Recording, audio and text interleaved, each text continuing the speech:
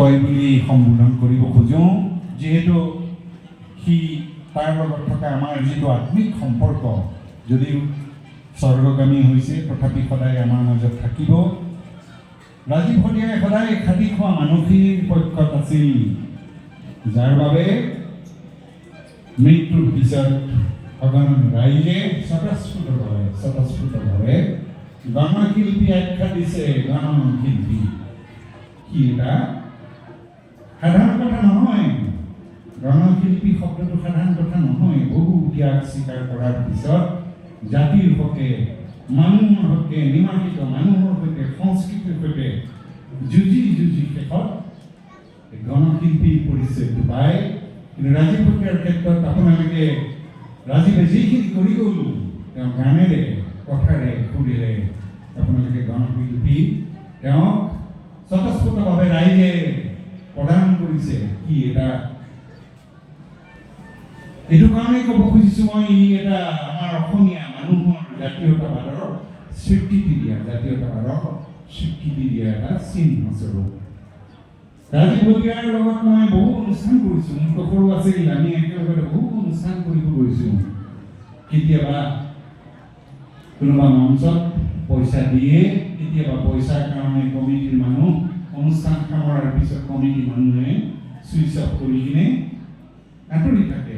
এনেকুৱা বহু পৰিঘটনা ঘটিছে। ৰাজীৱৰ লগতো হওক বা মোৰ লগতেই হওক, অশেষ ত্যাগ কষ্টৰ বিনিময়ত তেওঁ জাতি সত্তাটো এৰি দিয়া নাছিল। তেওঁ হয়তো বাঁহৰ চুঙা লৈ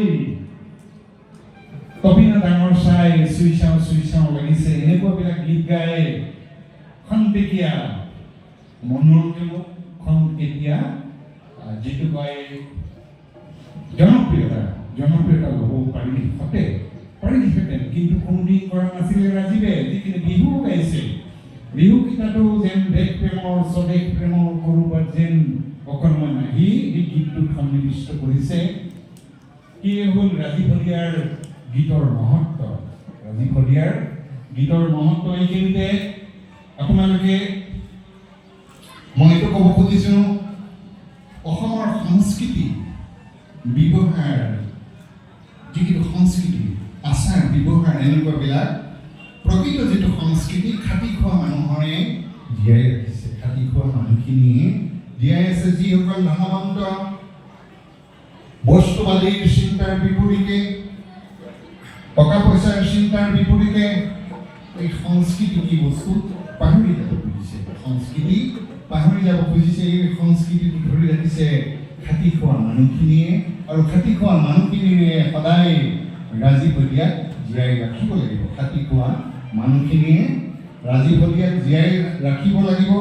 আপোনালোকে ৰাজীৱ শদিয়াৰ নামত যিটো প্ৰচেষ্টা লৈছে, সেই প্ৰচেষ্টাৰ প্ৰতি মই ৰাজীৱ শদিয়াৰ যিখন ন্যাস আছে, এই ন্যাসৰ মই সভাপতিৰ দায়িত্বত আছোঁ। মই আপোনালোকৰ সকলোৰে চিনাকি যুৱ উদ্যমী, মই এই শুক্লৰ কথা ক'ব খুজিছোঁ। তেওঁৰ লগত মই অকণমান কথা বতৰা হৈছিল অলপ আগতে।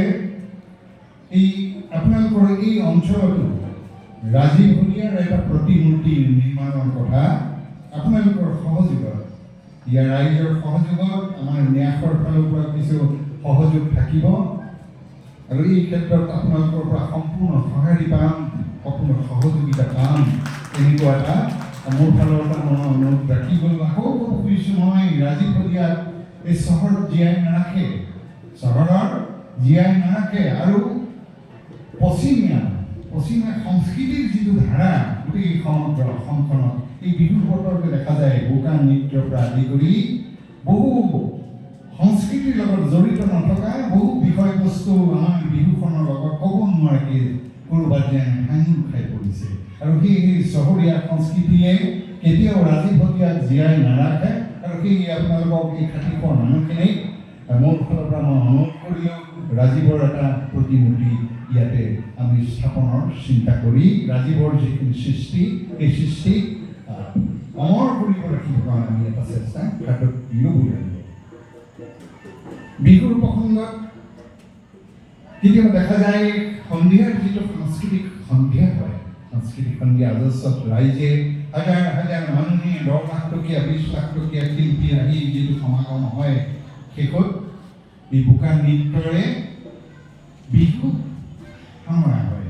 বিহুখন পাতি ইমান কষ্টৰে উদ্যোক্তাসকলে দিনে ৰাতিয়ে চেষ্টা কৰি হাজাৰজন মানুহক অনুদান কৰিব লগা হয় অনুদানৰ কাৰণে। এইখিনিতে আকৌ ক'ব খুজিছোঁ মই এই অনুদানৰ কাৰণে আমাৰ মানুহখিনি ইমানেই আৰ্থিকভাৱে দুৰ্বল হৈ যাব খুজিছে দিনে দিনে আমি মানুহৰ ওচৰত বা অনাঅসমীয়া মানুহৰ ওচৰত হাত পাতিবলগীয়া হয়।